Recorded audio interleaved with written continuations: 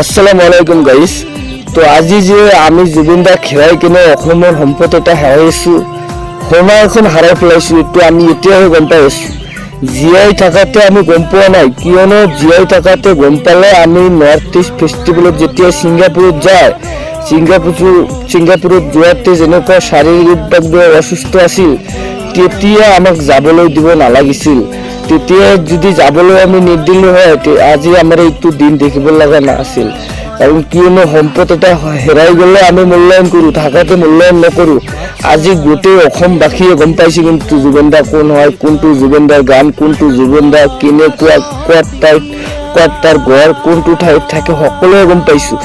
এনেকুৱা জীয়াই থাকাতে আমাক গম পাব লাগিছিল। তো এতিয়া আৰু ক'ব লগা একো নাই, বহুত ভিডিঅ' আপোনালোকে চাইছে। মোৰ এটাই কথা, যিসকলে আপোনালোকে গোটেই অসম শ্ৰদ্ধাঞ্জলি কৰি আছে, তো এটাই কথা, ভগৱানে বা আল্লাহ সিহঁতক যেনে শান্তি দিয়ে।